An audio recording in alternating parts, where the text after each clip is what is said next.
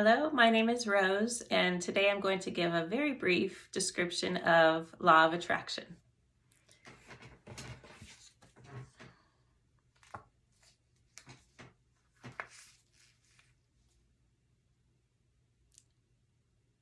So our thoughts are and our feelings are drawing things into our life. That's a law of energy. And you can think of our thoughts as if you're in a car, they would be the steering wheel. What road are you going down? Where's the direction of your thoughts? Your thoughts will determine what you're seeing along the road, what you're experiencing along the road that you're on. And your feelings are like the accelerator in the car. How much power do they have, if any at all? And you can start using this tool to enhance your life in really powerful ways. We all use law of attraction. It's just a law of energy. We just don't always realize what we're doing. And so when you become more aware of how it works, you can start using it intentionally, which can really add a great deal of wonderful things to your life. And so I think of it a little bit like communication. We all do it. We all communicate all day long. We talk to people, we send out emails, we post things, but how many people really think about intentionally how they're sending out that communication? There are a few that study this. They really think about it. They rehearse it. They, especially if it's something important, you really want to think about how you're communicating. You might have somebody, if you're sending an important email out, you have someone read it for you, just to give a little feedback. And so that's what I'm talking about with law of attraction and how we can use it. If it's something important to you and you understand this tool, you can really send out effective communication to the universe to say, this is what I really want. Now, again, we're doing that all day long. We just don't always realize what we're actually sending out. I've spent years learning about this and was shocked by some of the things that I was sending out as far as what I was thinking about and feeling. And so by nature, law of energy, what I was getting back was directly related to what I was thinking and feeling. And it wasn't something that I wanted. So when I understood that, I had the ability to change what I was asking for, and it really changed my life. And so that's why I am sending this out today, because it's a very simple tool, although there are layers to it. And so I will be doing some follow-up videos about it, because there are kind of rules to how it works and why it doesn't work. And as a analyst, I really wanted to understand, what are the loopholes? Why do I not get what I'm asking for or wanting in my life? And there are very specific things that are easy, but it's important to know. So this is the basics of law of attraction.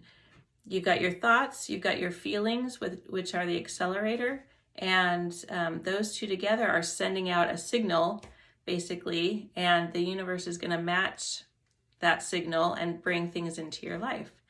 And so I'll give a really brief example of something that worked. I was at lunch with a friend, and they said they were going to this event with some of our old high school friends, and I thought, there was like this zinger that went out of me, this pure thought and feeling that was that. I want to do that. I want to be there at that table. And it was just a brief moment, but it was really powerful. And I did think a little bit about it after that lunch. I was thinking, oh, it'd be so great to go. And it was a thought and a feeling that were unobstructed, meaning oftentimes I can think, oh, I'd really like that, but it's too expensive, or but I don't have time for it, or but yada, yada, yada. And so those are like roadblocks that I would be putting in my own way of getting what I want. Those are all the but. But in this case, there was no but. It was just that. I want that. It was like throwing a dart. And the event was in 2 days. So the next day, I'm on Facebook and I get a message from someone I hadn't talked to in well over a decade, I'm sure. And I had no idea why she was saying hello to me, but she was someone that I knew from high school, very nice person. So I was like, hey. And she said, would you like to go to this event? Turns out, I don't know how she thought of my name, but that's the beauty of Law of Attraction is you don't have to know the how. In fact, it's best if you get out of the way of the how, which is directly opposite of a goal, which I'll do a little video on goals. But she reached out to me and said, would you like to go? And she told me how much it cost. And I said, dang, I was so close, but that it's not a good time for an investment like that. And she said, well, go as my guest then and bring your husband because I already have the tickets and we want to fill up our table. And I thought, are you kidding me? I don't know how it happened, but that's why Law of Attraction is so awesome, is magical things happen like that. I went to the event. It was so much fun. I had the next day to like find my dress and do my hair and all that stuff, but it all fell into place and it's fun. And I hope that this is helpful to you. Also, if there's something in your life that you're not enjoying and it's like a repeating thing, I invite you to think about the thoughts that you're thinking about it. We all have them. We all have those things that are recurring things. We don't like it, but they keep happening. It's like this. And then it can feel like this is just my normal life. But I invite you to really look at the thoughts that you're thinking and challenge yourself to think, how might someone else think about this? How might someone else describe this? Pretend you're a debater. They have great skills in this. You're thinking one thing and then it's your assignment to think of it in a totally different way. That feels better to you. And play with that, just as like a science experiment. What would happen if I spent a week thinking about this thing in a different way and really focus on that, a way that makes you feel better about it, and put some fun behind it and just see what happens. And you can also play with this with the good things too. What is something that you would like to experience in your life? And again, I'll make a couple more videos about how really to do that.